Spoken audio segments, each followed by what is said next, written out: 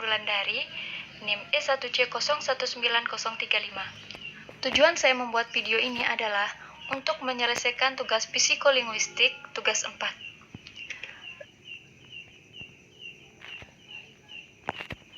Pada tugas ini saya mengambil judul yaitu peralatan berbahasa dan berkomunikasi pada manusia.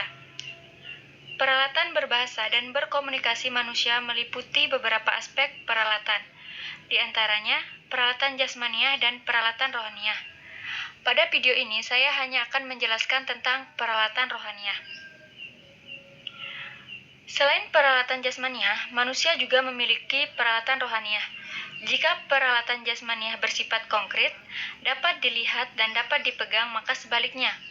Peralatan rohaniah bersifat abstrak, tidak dapat dilihat, bahkan tidak dapat dipegang, namun tetap dirasakan fungsi-fungsinya.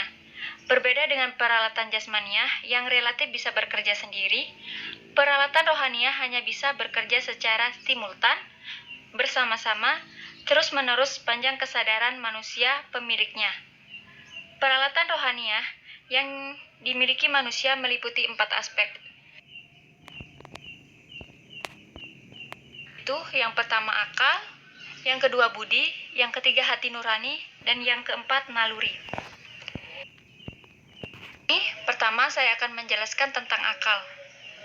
Akal merupakan salah satu peralatan rohani manusia yang berfungsi untuk membedakan yang benar dan yang salah, serta menganalisis sesuatu. Akal bisa didefinisikan sebagai salah satu peralatan rohania manusia yang berfungsi untuk menyimpulkan, menganalisa, dan menilai apakah sesuatu itu benar atau salah. Di samping itu, akal juga melaksanakan fungsi logika yang menyangkut nilai kebenaran yang cenderung objektif. Dengan akalnya, dalam arti komunikator, manusia menyusun dan menstrukturkan, mengurai, dan mengartikan pesan, tetapi dalam berbahasa dan berkomunikasi manusia tidak menggunakan akal semata. Kedua, budi. Budi adalah salah satu peralatan rohaniah manusia yang berfungsi untuk membedakan indah atau tidak indah, atau estetika, baik buruknya suatu tindakan atau etika, serta sopan tidaknya suatu perilaku atau etikat.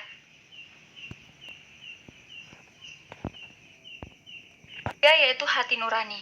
Hati nurani berfungsi sebagai pedoman manakala akal dan budi tidak dapat menentukan pilihan, pertimbangan sehingga manusia berada dalam kebimbangan. Hati nurani hanya berbicara atas nama manusia pemiliknya, hanya memberi penilaian tentang perbuatan manusia sendiri.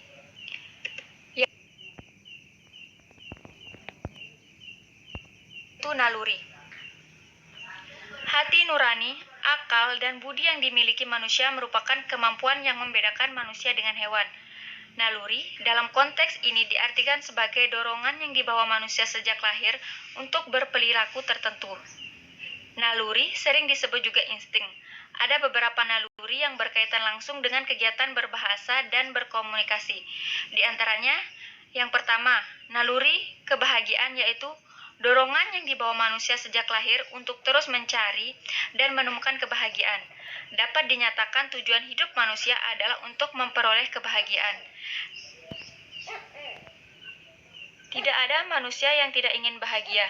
Yang kedua, naluri sosial, yaitu dorongan yang dibawa manusia sejak lahir untuk terus-menerus berupaya hidup bersama-sama dengan manusia lain. Karenanya, manusia disebut makhluk sosial. Tidak ada manusia yang mampu hidup sendiri secara terus-menerus sepanjang hidupnya, tanpa berinteraksi dengan manusia lain.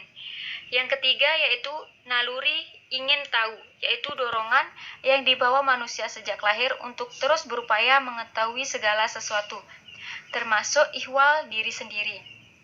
Yang terakhir yaitu naluri komunikasi, yaitu dorongan yang dibawa manusia sejak lahir untuk terus berupaya menyampaikan pesan kepada manusia lain dengan bahasa verbal.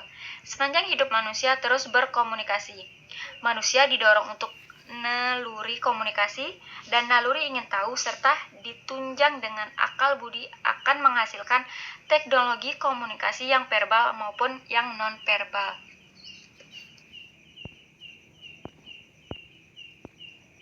Sekian, hanya itu penjelasan dari. Terima kasih atas perhatiannya. Wassalamualaikum warahmatullahi wabarakatuh.